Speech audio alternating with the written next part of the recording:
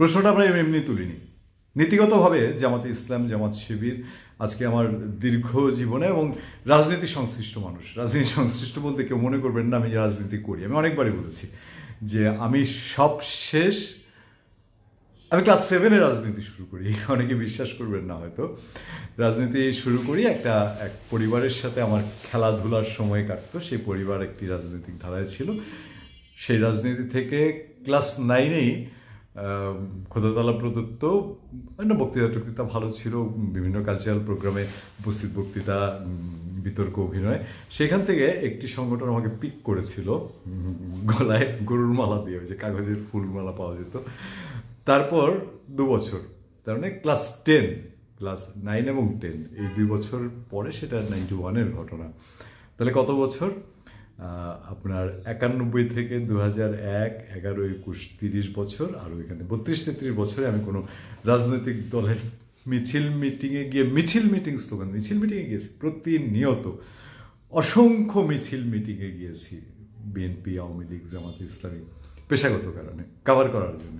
ঘন্টার পর ঘন্টা বিএনপি চেয়ারপারসন বেগম খালেদা জিয়ার সঙ্গে সেই কাকফাটা রোদে, বৃষ্টিতে, ঝড়ে কভার করেছি। আমার মনে আছে 2008-এর ইলেকশনে, খুব ভুল না করে থাকলে মিনিমাম 48টা জেলা, উনি বোধহয় প্রায় বাংলাদেশের 3-4টি জেলা বাদে অনেকগুলো জেলা শুনেছেন, তার 10-11 দিনে 48টা জেলা সফর করেছিলাম। ঘুম বলতে তেমন কিছুই ছিল না তার নির্বাচনী কভার করার জন্য। আওয়ামী লীগও কভার করেছি। শেখ হাসিনা যখন সুদাসদনে অ্যারেস্ট হচ্ছেন 111 গভর্নমেন্টের সময়। যাই, এত লম্বা কথায় না যাই, তো রাজনীতি সংশ্লিষ্ট এই দিক থেকে, তো সেইখান থেকে জামাতে ইসলামের যদি বলি যে আলী হাসান আল মুজাহিদ, দেলোয়ার হোসেন সাঈদীর ঘটনাক্রমে কখনো ইন্টারভিউ করে নাই, আব্দুল কাদের মোল্লা, নিজামী সাহেব, তাদের সবারই ইন্টারভিউ করেছি বিভিন্ন সময়ে, তাদের অফিসে গিয়েছি। কিন্তু নীতি এবং আদর্শের দিক থেকে অথবা কনভিন্স করার দিক থেকে আমি কখনোই জামাতের রাজনীতির সাথে আদর্শিকভাবে, শুধু জামাত নয়, ধর্মভিত্তিক রাজনীতি নিয়ে কেন যেন আমার মধ্যে আমার মানসিকতায় কোনো কনভিন্সিং বিষয়ে ঢুকেনি। তো যাই হোক, কিন্তু জামাতের কিছু কিছু বিষয়ে যেগুলো আছে, যেটা ধরেন যদি ধর্মভিত্তিক রাজনীতি বাদ দিতেন তাহলে হয়তো আমি সেখানে কনভিন্স থাকতাম। আমি অনেক সময় বলেছি তাদের ডেলিভারি, যেমন তাদের অনেকে আমার পরিচিত এরকমও আছে সারা দেশে, আমার এলাকার না, আমার বন্ধুবান্ধব না, আমাদের এই পেজগুলোর মাধ্যমে তাদের সঙ্গে কথা হয়েছে যে জামাত এত বেশি তাদের কর্মীদেরকে বইমুখী রাখে, তাদের নামাজ, লাইফস্টাইল নিয়ে এত বেশি গাইডেন্সের মধ্যে রাখে, অনেকে শিবির করতে গিয়ে অনেকে দেখা যায় যে এটা আর নিজে কপ করতে পারে না, নিজে নিতে পারে না, তারা তখন ওখান থেকে ডিরেলড বলি আর বের হয়ে যাওয়া বলি হয়। জামাতের মানুষ অসৎ খুব কম দেখা যায়, কারণ তারা সেই প্র্যাকটিস দিয়ে শুরু করে।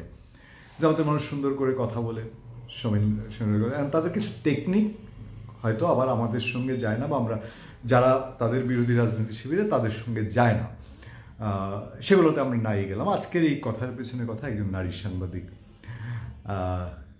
তিনি উষা একটি টেলিভিশন চ্যানেলে কাজ করেন, তার একটি অভিজ্ঞতা তিনি তার পার্সোনাল ফেসবুক যেটি আছে সেইখানে তিনি স্ট্যাটাস দিয়েছেন এবং সেই স্ট্যাটাসটি ভাইরাল হয়েছে। ভাইরাল হওয়ার কারণ হলো, উষা বলেছেন যে অনেক রাজনৈতিক দলের প্রোগ্রামে তিনি যান, জামাতের প্রোগ্রামে গিয়েছেন।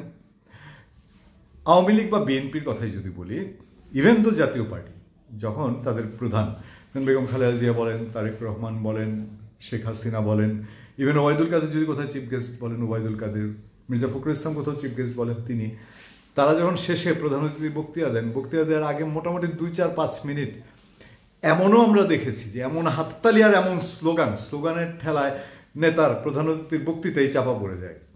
এমনও দেখেছি আমরা বেগম খালেদা জিয়া, মির্জা ফখরুল ইসলাম আলমগীর, ওবায়দুল কাদের, এরা শেষে বিরক্ত হয়ে মেজাজ করে, মানে ধমকায় তো পারে না, পরে হাত তুলে চর থাপ্পড় 2-1টাকে দিয়ে ঠান্ডা করতে হয়েছে তাদের।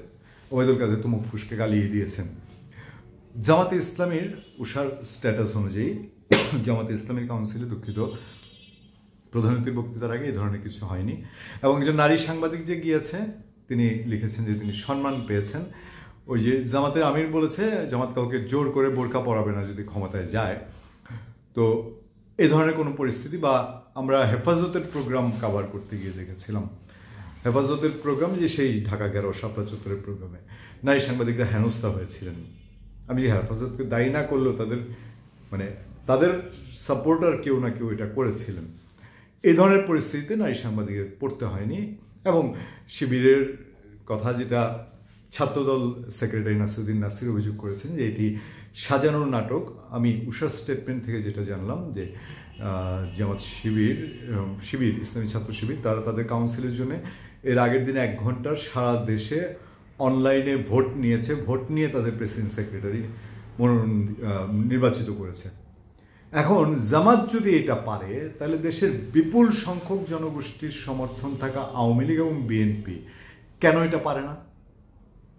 একটাই উত্তর বোধহয় হতে পারে, সেটা হচ্ছে আওয়ামী লীগ এবং বিএনপির শীর্ষ নেতৃত্ব চায় না যে নির্বাচনের মাধ্যমে যদি এমন কেউ উঠে আসে যে নিরপেক্ষ সঠিক সত্যটাই বলবে, যেটা চিফ বসের তার ইচ্ছার বাইরে যেতে পারে। সুতরাং নিজের হাতে সব কলকাঠি রাখার জন্যই কি তারা সঠিক গণতান্ত্রিক উপায়ে তাদের অঙ্গ সংগঠনগুলোর কাউন্সিল করতে দেয় না? যেমন তাদের দলে কোনোভাবেই পরিবারের বাইরে কেউ প্রেসিডেন্ট হতে পারে না, ভবিষ্যতে হতে পারবে এরকম কোনো রেওয়াজ আয়োজনও দেখা যাচ্ছে না। একটা সিস্টেম, জামাত তো ধরেন গোলাম আজমের পরিবার আপনার টানতে পারত বছরের পর বছর, গোলাম আজমের ছেলে নাতি পুতি তারা জামাতের আমির হবে, মতিউর রহমান নিজামীর ছেলে নাতি পুতি তারা আমির হবে, মওদুদী সাহেবের নাতি পুতি প্রপুতি তারা জামাতের আমির হবে। কিন্তু এই বিষয়টা জামাত ভেঙে আসতে পেরেছে। আওয়ামী লীগ বিএনপি কেন পারে না? এই হচ্ছে প্রশ্ন দেশের, যেখানে 80% মানুষ এই দলে বিভক্ত বলে, এই দুই দলের সাপোর্টার বলে বলা হয়। তাহলে তাদের ব্যর্থতাটা কি তাদের ইচ্ছাকৃত ব্যর্থতা, নাকি এটাকে আপনি অন্যায় বলবেন? ধন্যবাদ সবাইকে, ভালো থাকবেন, সুস্থ থাকবেন। সত্য, করুণা এবং সহনশীলতার সাথে আপনাদের সাথে সবসময় আমি আতিক রহমান পূর্ণিয়া।